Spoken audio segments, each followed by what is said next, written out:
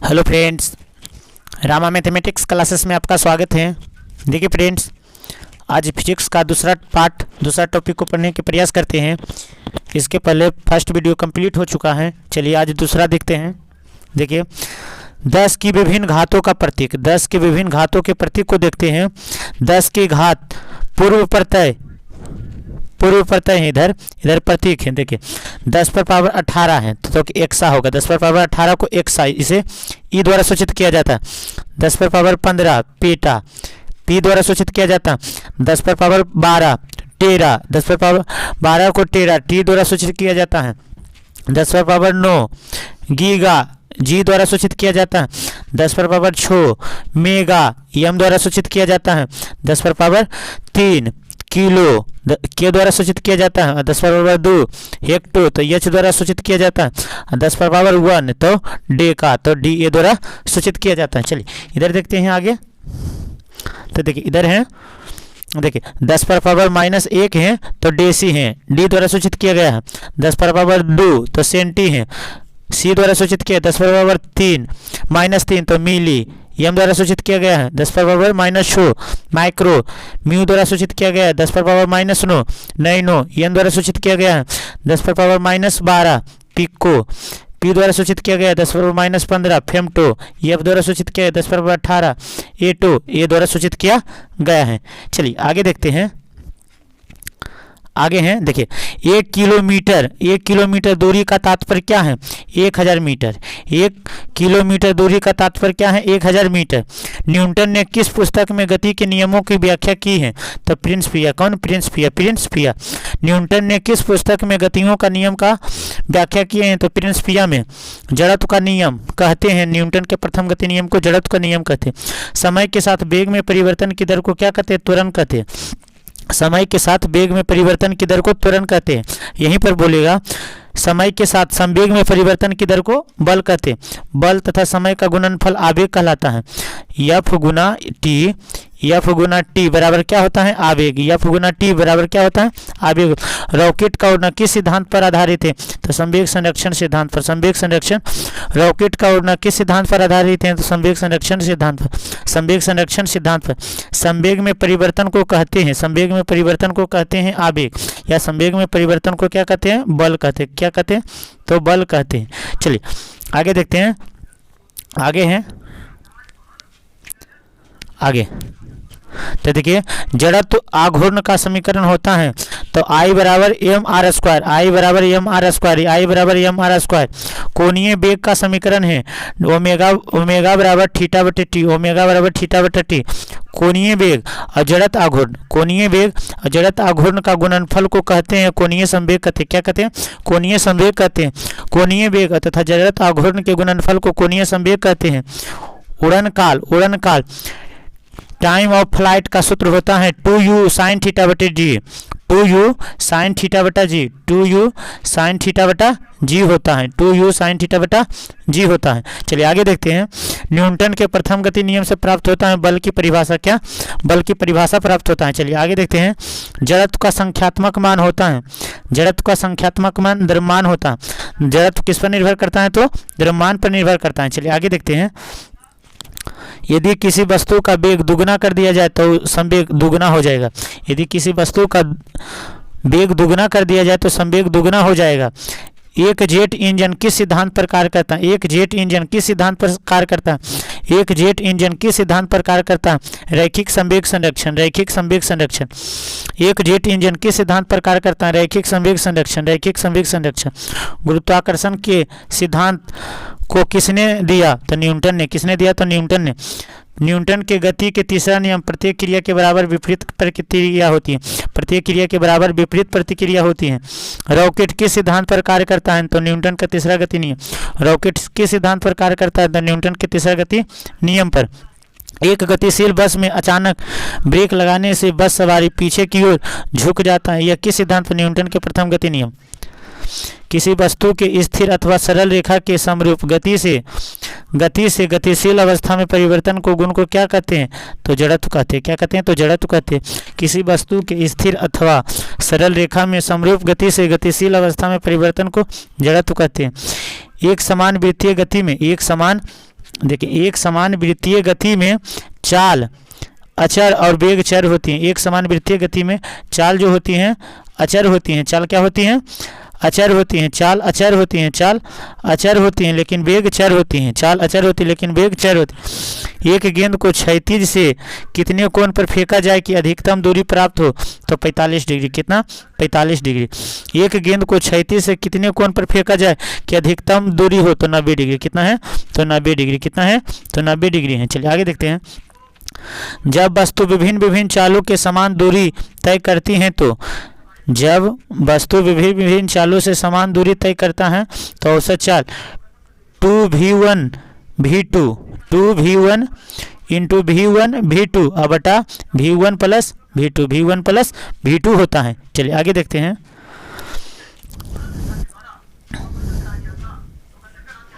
चलिए आगे देखते हैं। देखिए इसमें है जब वस्तु विभिन्न विभिन्न चालों से समान समय तक चलती हैं तो औसत चाल v1 प्लस v2 बटे 2 v1 प्लस v2 बटे 2। घर्षण गुणांक के लिए समीकरण है म्यू बराबर एफ बटा आर म्यू बराबर एफ बटा आर घर्षण गुणांक का मात्रक है, इसका मात्रक नहीं होता। घर्षण गुणांक का मात्रक है, इसका मात्रक नहीं होता। घर्षण गुणांक का मात्रक है, इसका मात्रक नहीं होता। सबसे बड़ा घर्षण कौन है? तो चरम घर्षण बल है। सबसे बड़ा घर्षण बल चरम घर्षण बल है। सबसे बड़ा घर्षण बल चरम घर्षण बल है। दलदली सड़कों पर फिसलने का कारण क्या है? घर्षण की कमी। न्यूटन के द्वितीय गति नियम से क्या प्राप्त होता है? न्यूटन के द्वितीय गति नियम से क्या प्राप्त होता है? बल की माप। क्या? बल की माप। कोणीय वेग का मात्रक है रेडियन पर सेकेंड।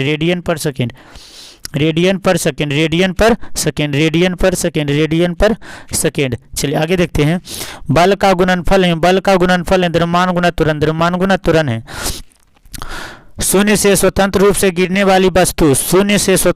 गिरने वाली वस्तु का समान त्वरण होता है। घूर्णन करती एक गोल मेज पर अचानक एक लड़का आकर बैठ जाता है तो मेज के गोलीय वेग पर क्या प्रभाव पड़ेगा? तो कम हो जाएगा। क्या हो जाएगा? कम हो जाएगा। किसी भी स्थिर या गतिशील वस्तु की स्थिति और दिशा में तब तक कोई परिवर्तन नहीं होता जब तक कि उस पर कोई बाहरी बल कार्य न करे। तो न्यूटन के प्रथम गति नियम। जल में तैरना न्यूटन के तीसरा गति नियम से संबंधित है। किसी असंतुलित बल पर पिंड का किसी असंतुलित बल द्वारा किसी पिंड में उत्पन्न त्वरण बल के अनुक्रमानुपाती हो। किसी असंतुलित बल द्वारा किसी पिंड में उत्पन्न त्वरण बल के अनुक्रमानुपाती होता है। गाड़ी खींचता हुआ घोड़ा किस बल के कारण आगे बढ़ता है? तो आरोपित बल के कारण बढ़ता है। गतिशील वाहन के अचानक रुकते ही यात्री सामने की ओर झुक जाता है तो जड़त्व के कारण। किसके? जड़त्व के कारण। अश्व यदि एकाएक चलना प्रारंभ करे तो अश्वरोही के गिरने की संभावना होती है विराम जड़त्व के कारण। चलिए आगे देखते हैं। चलिए सड़क पर चलने की अपेक्षा बर्फ पर चलना कठिन होता है क्योंकि वहाँ पर घर्षण की कमी होता है। गतिज ऊर्जा का व्यंजक 1/2 mv² 1/2 mv। स्थितिज ऊर्जा का व्यंजक है mgh। यदि किसी वस्तु की गति 4 गुना कर दिया जाए तो उसकी गतिज ऊर्जा 16 गुना हो जाता है। यदि किसी वस्तु को दुगुना कर दिया जाए तो गतिज ऊर्जा 4 गुना हो जाएगा। कितना हो जाएगा? 4 गुना हो जाएगा। सूर्य पर ऊर्जा का निर्माण होता है नाभिकीय संलयन द्वारा।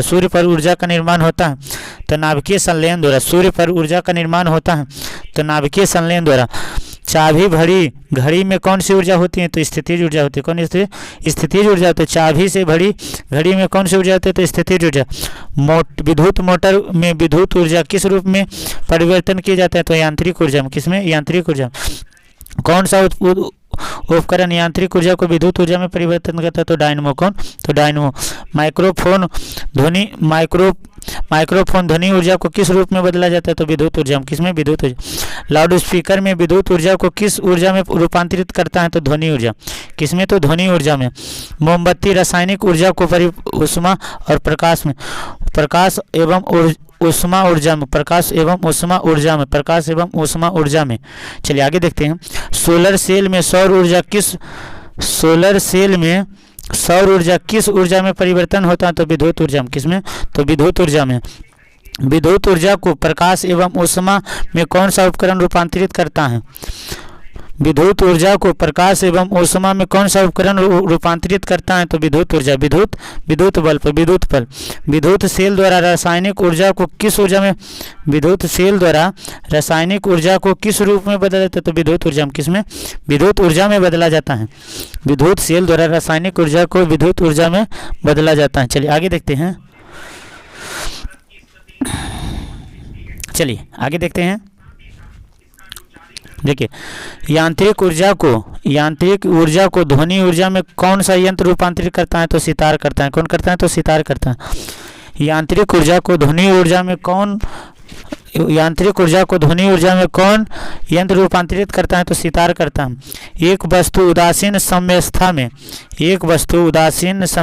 में है, उसे हिलाने पर उसकी गतिज ऊर्जा में क्या परिवर्तन होगा? शून्य हो जाएगी। क्या हो जाएगी? शून्य हो जाएगी। एक वस्तु उदासीन समयावस्था में है, एक वस्तु जो है उदासीन समयावस्था में है, उसे हिलाने पर उसका स्थितिज ऊर्जा में क्या परिवर्तन होगा? तो शून्य हो जाएगा। क्या हो जाएगा? शून्य हो जाएगा। सौर ऊर्जा का रूपांतरण यांत्रिक ऊर्जा से प्रकाश ऊर्जा के दौरान होता है। कौन ऊर्जा में? प्रकाश ऊर्जा के दौरान होता है। चलिए आगे देखते हैं। ऊर्जा का रूपांतरण करने वाला उपकरण, इधर उपकरण है, इधर ऊर्जा रूपांतरण। डायनमो, यांत्रिक ऊर्जा को विद्युत ऊर्जा में। विद्युत मोटर, विद्युत ऊर्जा को यांत्रिक ऊर्जा में। विद्युत बल्ब, विद्युत ऊर्जा को ऊष्मा एवं प्रकाश ऊर्जा में। विद्युत सेल, रासायनिक ऊर्जा को विद्युत ऊर्जा में। सोलर सेल, सौर ऊर्जा को विद्युत ऊर्जा में। सोलर सेल सौर ऊर्जा को विद्युत ऊर्जा में। माइक्रोफोन, ध्वनि ऊर्जा को विद्युत ऊर्जा। माइक्रोफोन ध्वनि ऊर्जा को विद्युत ऊर्जा में। चलिए आगे देखते हैं। लाउड स्पीकर विद्युत ऊर्जा को ध्वनि ऊर्जा में। लाउड स्पीकर विद्युत ऊर्जा को ध्वनि ऊर्जा, लाउड स्पीकर विद्युत ऊर्जा को ध्वनि ऊर्जा में। फोटो इलेक्ट्रिक सेल प्रकाश ऊर्जा को विद्युत ऊर्जा में। प्रकाश ऊर्जा को विद्युत ऊर्जा में। प्रकाश ऊर्जा को विद्युत ऊर्जा में। ट्यूबलाइट, विद्युत ऊर्जा को प्रकाश ऊर्जा में। विद्युत ऊर्जा को प्रकाश ऊर्जा में। विद्युत ऊर्जा को प्रकाश ऊर्जा में। मोमबत्ती, रसायन ऊर्जा को प्रकाश ऊर्जा में। रसायन ऊर्जा को प्रकाश ऊर्जा में। इंजन, ऊष्मा ऊर्जा से यांत्रिक ऊर्जा में। इंजन ऊष्मा ऊर्जा से यांत्रिक ऊर्जा में। ऊष्मा ऊर्जा से यांत्रिक ऊर्जा में। सितार, यांत्रिक ऊर्जा को ध्वनि ऊर्जा में। यांत्रिक ऊर्जा को ध्वनि ऊर्जा में। यांत्रिक ऊर्जा को ध्वनि ऊर्जा में। चलिए आगे देखते हैं। यदि वस्तु की चाल आधी कर दिया जाए तो गतिज ऊर्जा 1/4 हो जाएगी। यदि वस्तु की चाल आधी कर दी जाए तो गतिज ऊर्जा 1/4 हो जाए। स्वतंत्रता पूर्वक गिरती हुई वस्तु की कुल ऊर्जा, स्वतंत्रता पूर्वक गिरती हुई वस्तु की कुल ऊर्जा नियत रहती है। क्या रहती है? नियत रहती है। यदि भार W तथा प्रयास P हो तो यांत्रिक लाभ क्या होगा? यांत्रिक लाभ W/P होगा। W/P होगा। W/P होगा। आभास क्या है? आभास क्या है? बल, वह बल जो लीवर पर लगता है। आभास क्या है? आभास क्या है? वह बल जो लीवर पर लगता है। वह बल जो लीवर पर लगता है। टैलोमीटर यंत्र मापता है। टैलोमीटर मापता है घूर्णन की गति। टैलोमीटर मापता है घूर्णन की गति। टैलोमीटर मापता है घूर्णन की गति मापता है। आगे देखते हैं। जी का मान होता है 9.8 मीटर पर सेकेंड। जी का मान होता है 9.8 मीटर। जी का मान भूमध्य पर क्या तो विषुवत रेखा पर न्यूनतम होती है। जी का मान ध्रुव पर महत्तम होती है। पृथ्वी की सतह से ऊपर या नीचे जाने पर जी का मान घटता है। पृथ्वी की घूर्णन गति बढ़ने पर जी का मान कम जाता है। पृथ्वी की घूर्णन गति बढ़ने से जी का मान कम जाता है। पृथ्वी की घूर्णन गति घटने से जी का मान बढ़ जाता है। पृथ्वी के केंद्र पर जी का मान शून्य होता है। पृथ्वी के केंद्र पर जी का मान शून्य हो जाता है। पृथ्वी का द्रव्यमान चंद्रमा के द्रव्यमान पृथ्वी का द्रव्यमान चंद्रमा के द्रव्यमान का कितना गुना अधिक होता है? तो 81.5 गुना होता है। 81.5 गुना होता है। 81.5 गुना होता है। 81.5 गुना होता है। पृथ्वी की त्रिज्या चंद्रमा की त्रिज्या से लगभग कितना गुना होता है? तो 4 गुना होता है। कितना होता है? 4 गुना होता है। पृथ्वी के लिए पलायन वेग का मान 11.2 किलोमीटर पर सेकेंड होता है। पृथ्वी के लिए पलायन वेग का मान 11.2 किलोमीटर पर सेकेंड होता है। सूर्य के लिए पलायन वेग का मान 42 किलोमीटर पर होता है। सूर्य के लिए पलायन वेग 42 किलोमीटर पर सेकेंड होता है। चंद्रमा के लिए पलायन वेग 2.37 किलोमीटर पर सेकेंड होता है। पलायन वेग का समीकरण होता है √2gr। √2gr होता है। पलायन वेग का समीकरण होता है √2gr होता है। चलिए आगे देखते हैं। देखिए, जब लिफ्ट ऊपर की ओर जाता है तो आदमी का आभासी भार वास्तविक भार से बढ़ता है। क्यों? जब लिफ्ट से ऊपर की ओर जाता है तो आदमी का आभासी भार वास्तविक भार से बढ़ जाता है। क्यों? उसका त्वरण ऊपर की ओर लगता है। गुरुत्वीय त्वरण का खोज किसने किया था? तो न्यूटन ने किया था। किसने किया था? तो न्यूटन। एक अंतरिक्ष यात्री एक अंतरिक्ष यान में पृथ्वी की परिक्रमा करते हुए समय का अनुभव करेगा। एक अंतरिक्ष यान में पृथ्वी का परिक्रमा करते हुए समय का अनुभव करेगा भारहीनता का। किसका? तो भारहीनता का करेगा। किसका करेगा? तो भारहीनता का करेगा। चलिए आगे देखते हैं। देखिए, भू अस्थायी उपग्रह पृथ्वी के चारों ओर एक चक्कर लगाता है तो 24 घंटा में। 24 घंटा। भू अस्थायी उपग्रह के चारों ओर एक चक्कर लगाता है 24 घंटा। विभिन्न ग्रहों के सूर्य के चारों ओर गति के नियम का प्रतिपादन करने वाला कौन है? तो केपलर है। कौन है? तो केपलर। विभिन्न ग्रहों के चारों ओर गति करने का नियम किसने है? तो केपलर के पास है। चंद्रमा को अपने अक्ष के सामने एक चक्कर पूरा करने में करीब 28 दिन लगता है। किस कारण पृथ्वी सूर्य के चारों ओर घूमती है? गुरुत्वाकर्षण बल के कारण। पृथ्वी पर वायुमंडलीय दाब का कारण है। पृथ्वी पर वायुमंडलीय दाब का कारण क्या है? तो गुरुत्वाकर्षण बल। पृथ्वी पर वायुमंडलीय दाब का कारण क्या है? तो गुरुत्वाकर्षण बल। मानव द्वारा बनाए गए उपग्रह स्थापित होते हैं थर्मोस्फीयर में। कौन? थर्मोस्फीयर में। मानव द्वारा बनाए गए उपग्रह स्थापित होते हैं तो थर्मोस्फीयर में। जब कोई वस्तु ऊपर से गिराया जाता है तो उसका भार शून्य हो जाता है। जब कोई वस्तु ऊपर से गिराया जाता है तो उसका भार क्या हो जाता है? तो शून्य हो जाता है। भू स्थिर उपग्रह की पृथ्वी से कितनी ऊंचाई? भू स्थिर उपग्रह की पृथ्वी से कितनी ऊंचाई? तो 36,000 किलोमीटर। 36,000 किलोमीटर। किसी वस्तु का भार अधिकतम होगा तो निर्वात में। किसी वस्तु का भार अधिकतम होगा तो निर्वात में। किसी वस्तु का भार अधिकतम होगा तो निर्वात में होगा। पृथ्वी के उपग्रह का कक्षीय वेग निर्भर करता है। पृथ्वी के उपग्रह का कक्षीय वेग निर्भर करता है कक्षा की त्रिज्या पर। पृथ्वी के उपग्रह का कक्षीय वेग निर्भर करता है कक्षा की त्रिज्या पर। दो गेंद जिसका भार अलग अलग है एक छोटी से गिराया जाए तब दोनों एक समान पहुंचेगी। एक अंतरिक्ष यात्री पृथ्वी के तल की तुलना में चंद्र तल पर अधिक उछल लगाती हैं क्योंकि चंद्र तल का गुरुत्वाकर्षण बल पृथ्वी की तुलना में कम होती है। पृथ्वी की तुलना में क्या होती है? तो कम होती हैं। चलिए आगे देखते हैं।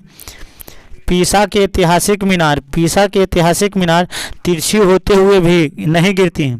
पीसा का ऐतिहासिक मीनार तिरछी होते हुए भी नहीं गिरती हैं क्योंकि गुरुत्वाकर्षण बल से जाने वाली ऊर्ध्वाधर रेखा आधार से होकर जाती है। पीसा के ऐतिहासिक मीनार तिरछी होते हुए भी नहीं गिरती हैं। गुरुत्वाकर्षण से जाने वाली ऊर्ध्वाधर रेखा आधार से होकर जाती है। वायुमंडल दाब की पहली बार गणना किसने किया है? वायुमंडल दाब की पहली बार गणना किसने किया है? तो बॉन ग्यूरिक ने। वायुमंडल दाब किसके बराबर होता है? एक बार के बराबर होता है। किसके? वायुमंडल दाब किसके बराबर होता है? एक बार के बराबर। पृथ्वी की सतह से ऊपर जाने पर वायुमंडलीय दाब कम हो जाता है। पृथ्वी की सतह से ऊपर जाने पर वायुमंडलीय दाब क्या हो जाता है? तो कम हो जाता है। पृथ्वी की सतह से ऊपर जाने पर वायुमंडलीय दाब कम हो जाता है। वायुमंडलीय दाब को मापा जाता है बैरोमीटर से। बैरोमीटर का पाठ्यक्रम जब अचानक गिर जाते हैं तो आंधी या तूफान आने की संभावना, आंधी या तूफान आने की संभावना होती है, आंधी या तूफान आने की संभावना होती है। बैरोमीटर का पाठ्यक्रम जब धीरे धीरे नीचे आता है तो वर्षा होने की संभावना होती है। बैरोमीटर जब धीरे धीरे ऊपर चढ़ता है, क्या ऊपर चढ़ता है, तो दिन साफ होने की संभावना होती है। 1 सेंटीमीटर पारा दाब होता है तो 1.33 × 10⁻³ पास्कल। 1 पास्कल बराबर होता है 1 पास्कल बराबर होता है 1 न्यूटन पर मीटर स्क्वायर। 1 न्यूटन पर मीटर स्क्वायर। 1 पास्कल बराबर होता है 1 न्यूटन पर मीटर स्क्वायर। 1 बार बराबर होता है 1 बार बराबर होता है 1 बार बराबर होता है 10⁻5 न्यूटन पर मीटर स्क्वायर। 10⁻5 न्यूटन पर मीटर स्क्वायर। 1 मिली बार बराबर होता है 10⁻2 पास्कल। 10⁻2 पास्कल। 1 टॉर बराबर होता है 133.8 पास्कल। 133.8 पास्कल 133.8 पास्कल होता है। जब एक गैस के पात्र में दबाव बढ़ाया जाता है तो उसका द्रव्यमान स्थिर हो रहेगा।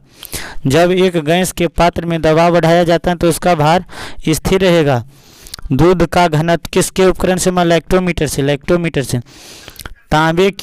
तांबे की गेंद को गर्म करने पर उसका घनत्व घट जाता है। तांबे की गेंद को गर्म करने पर उसका घनत्व क्या हो जाएगा? तो घट जाएगा। क्या होगा? तो घट जाएगा।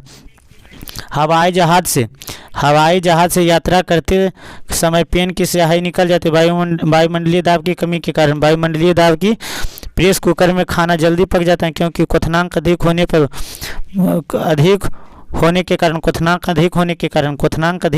होने के कारण। चलिए आगे देखते हैं।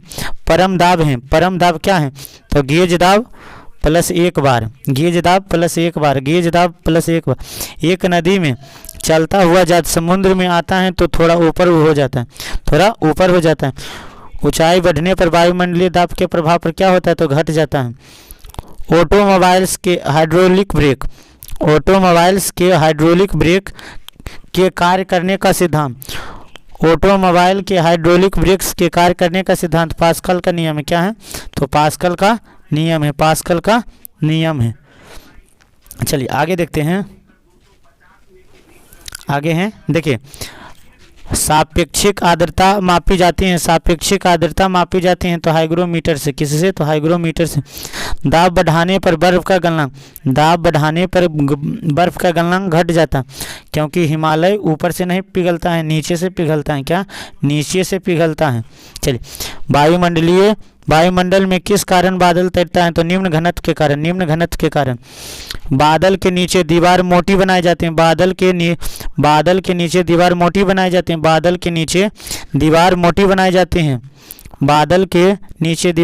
है क्योंकि गहराई बढ़ने के साथ द्रव का दाब बढ़ जाता है।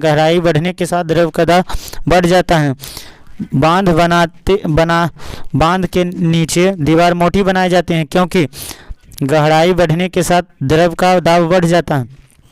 बर्फ का स्केटिंग करना प्रदर्शित करता है कि दाब बढ़ने पर बर्फ का गलनांक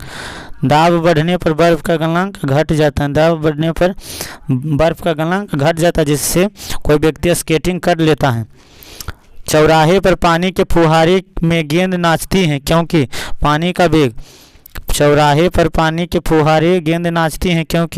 वायु का वेग अधिक होने पर दाब घट जाता है। चलिए आगे देखते हैं। बर्फ के 2 टुकड़े को आपस में दबाने पर टुकड़े आपस में चिपक जाता है क्योंकि दाब अधिक होने पर बर्फ का गलनांक घट जाता है।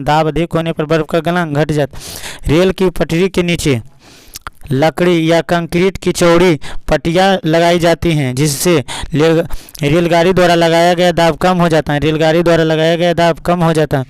रेल की पटरी के नीचे कंक्रीट या चौड़ी पट्टियाँ लगाई जाती हैं क्योंकि रेलगाड़ी द्वारा लगाया गया दाब कम हो जाता है। पहाड़ों पर कभी कभी व्यक्तियों के नाक मुंह से खून निकलने लगता है क्योंकि ऊंचाई बढ़ने के साथ वायुमंडलीय दाब घट जाता है। ऊंचाई की जगहों पर पानी 100 डिग्री सेंटीग्रेड की नीचे के ताप पर क्यों उबलता है? कहने का मतलब ऊंचाई के स्थान पर वायु पानी का 100 डिग्री सेंटीग्रेड के नीचे के ताप पर क्यों उबलता है? वायुमंडलीय दाब कम होने के कारण। वायुमंडलीय दाब कम होने के कारण। वायुमंडलीय दाब कम होने के कारण। साबुन के बुलबुले के अंदर वायुमंडलीय दाब, साबुन के बुलबुले के अंदर वायुमंडलीय दाब अधिक होता है। वायुमंडलीय दाब अधिक होता है साबुन के बुलबुले के अंदर वायुमंडलीय दाब अधिक होता है। प्रेस कुकर में खाना जल्दी पकता है। प्रेस कुकर में खाना जल्दी पकता है क्योंकि खाना का क्वथनांक बढ़ जाता है। खाना का क्वथनांक बढ़ जाता सॉरी प्रेस कुकर में खाना जल्दी पके क्योंकि पानी का क्वथनांक बढ़ जाता है। समतल की अपेक्षा पर्वतों पर सांस लेना क्यों कठिन होता है? ऊंचाई बढ़ने पर वायुमंडलीय दाब घट जाता है। वायुमंडलीय दाब घट जाता है। वायुमंडलीय दाब घट जाता है। उड़ान के पहले हवाई जहाज दौड़ मार्ग पर दौड़ता है। हवाई दौड़ मार्ग पर दौड़ता है क्योंकि कार्यकारी वायुमंडलीय दाब बढ़ने के लिए, कार्यकारी वायुमंडलीय दाब बढ़ने के लिए हाइड्रोजन से भरा रबड़, हाइड्रोजन से भरा रबड़, हाइड्रोजन से भरा रबड़ गुब्बारा वायु से ऊपर जाकर फट जाता है क्योंकि हाइड्रोजन से भरा हुआ रबड़ का गुब्बारा ऊपर के जाकर फट जाता है क्योंकि वायुमंडलीय दाब क्या हो जाता है? घट जाता है। वायुमंडलीय दाब क्या हो जाता है? तो घट जाता है। वायुमंडलीय दाब घट जाता है। चलिए आगे देखते हैं। शुद्ध जल का घनत्व कितना होता है? शुद्ध जल का घनत्व कितना होता है? शुद्ध जल का घनत्व 1 ग्राम पर सेंटीमीटर क्यूब होता है। 1 ग्राम पर सेंटीमीटर क्यूब होता है। शुद्ध जल का घनत्व 1 ग्राम पर सेंटीमीटर क्यूब होता है या 10⁻30 ग्राम पर मीटर क्यूब होता है। 10⁻3 के तो 1000 ग्राम पर मीटर क्यूब होता है। लेकिन अगर जो सेंटीमीटर रहेगा तो 1 ग्राम पर सेंटीमीटर होगा। चलिए आगे देखते हैं। बर्फ़ का घनत्व कितना होता है? तो 0.9 ग्राम पर सेंटीमीटर क्यूब। 0.9 ग्राम पर सेंटीमीटर क्यूब। देखिए यहाँ पर ग्राम रहेगा, यहाँ सेंटीमीटर, यहाँ ग्राम रहेगा तो यहाँ मीटर हो जाएगा। देखिए पानी में तैरती वस्तु का भासी भार शून्य हो जाता है।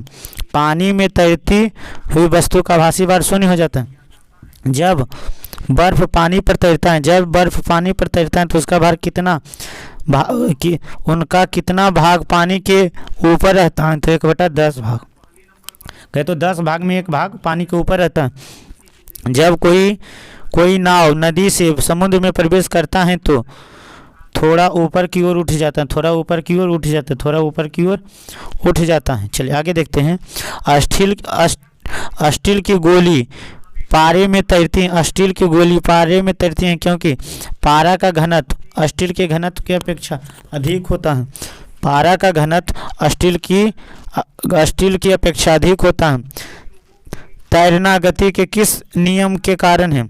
तैरना गति के न्यूटन के तीसरा गति नियम के कारण। न्यूटन के तीसरा गति नियम के कारण बर्फ पानी में तैरता है परंतु एल्कोहल डूब जाता है क्योंकि बर्फ का घनत्व पानी से हल्का, बर्फ का घनत्व पानी से हल्का और एल्कोहल से भारी होता है। एल्कोहल से भारी होता है।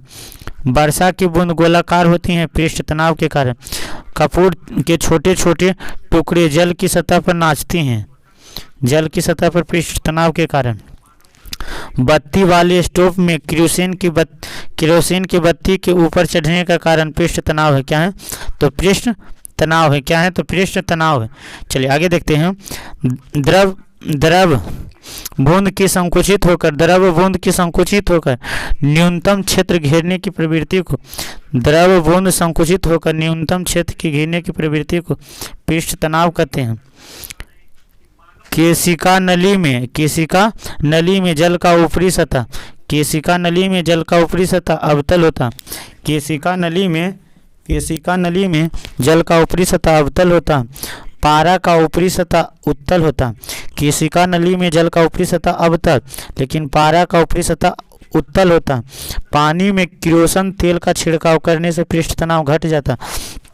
पानी में किरोसिन तेल का छिड़काव करने से पृष्ठ तनाव घट जाता है। द्रव का घनत्व अधिक होने पर पृष्ठ तनाव बढ़ जाता है। द्रव का घनत्व अधिक होने पर पृष्ठ तनाव बढ़ जाता है। द्रव का घनत्व बढ़ने पर किसिरकी नली कम जाती है। द्रव का घनत्व बढ़ने से किसिरकी नली कम जाती है लेकिन द्रव का घनत्व अधिक होने पर पृष्ठ तनाव बढ़ जाता है। चलिए आगे देखते हैं।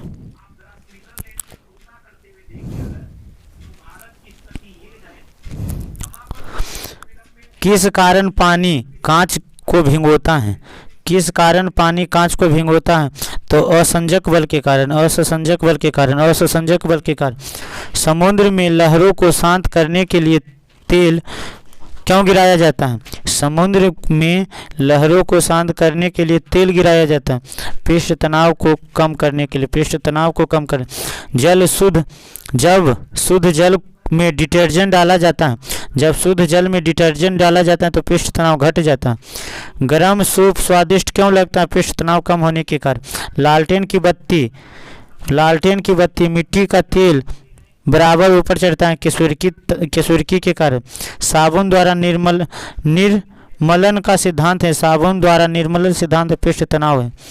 जब ब्रश को पानी में डुबाते हैं तो उसका आपस में चिपक जाता है, तो पृष्ठ तनाव के कारण। किसके?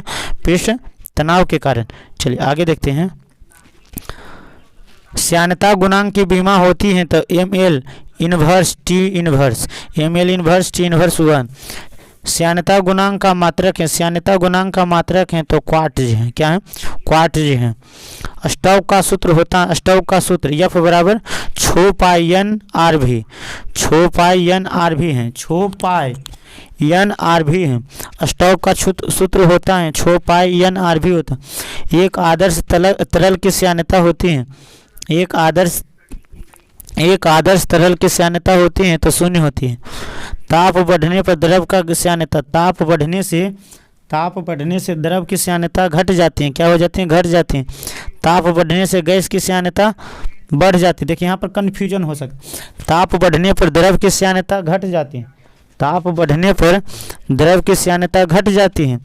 कहने का मतलब अगर जो हम ताप बढ़ाएंगे तो द्रव की श्यानता घट जाएगी एकदम और पिघल जाएगी, लेकिन ताप बढ़ने से गैस की श्यानता बढ़ जाती है।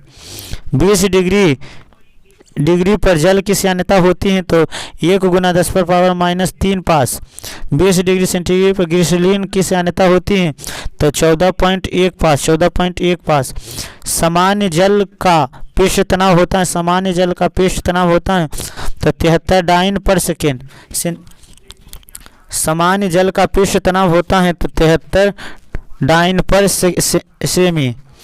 वायु की श्यानता पानी की श्यानता से, वायु की श्यानता पानी की श्यानता से कम होती है, वायु की श्यानता पानी की श्यानता से कम होती है। क्या होती हैं? कम होती हैं। वायु की श्यानता कम होती है, पानी की श्यानता क्या होती है? अधिक होती है। चलिए आगे देखते हैं। गाढ़े द्रव की श्यानता अपेक्षाकृत अधिक होती है, गाढ़े द्रव की श्यानता अपेक्षाकृत अधिक होती है। क्या होती हैं? अधिक होती हैं। चलिए आगे देखते हैं। तरल के प्रवाह का दर मापा जाता है, तरल के प्रवाह का दर मापा जाता है बेचूरी मीटर से। किसे? बेचूरी मीटर से। आंधी आने पर छप्पर का उड़न काल किस बर्नौली के सिद्धांत पर? किस बर्नौली के सिद्धांत पर? ठंडे के दिनों में झीलों के जम जाने के कारण जलीय जीव जिंदा रह जाता है। बर्फ के नीचे जल 4 डिग्री सेंटीग्रेड पर रहता है। 4 डिग्री सेंटीग्रेड पर पानी का घनत्व महत्तम होता है 4 डिग्री सेंटीग्रेड पर। हुक का सिद्धांत है प्रत्यास्था से संबंधित है। किससे? प्रत्यास्था से संबंधित है। किससे? प्रत्यास्था से संबंधित हैं। चलिए आगे देखते हैं। प्रतिबल का मात्रक है, प्रतिबल का मात्रक है न्यूटन पर मीटर स्क्वायर, न्यूटन पर मीटर स्क्वायर। प्रतिबल का मात्रक है न्यूटन पर मीटर स्क्वायर। यंग प्रत्यास्था गुणांक का मात्रक है, यंग प्रत्यास्था गुणांक का मात्रक है न्यूटन पर मीटर स्क्वायर, न्यूटन पर मीटर स्क्वायर। यंग प्रत्यास्था गुणांक का बीमा है M T inverse 1 N inverse T square. सर्वाधिक प्रत्यास्था किस में होती है? तो स्टील में। किस में होती है? स्टील में होती है।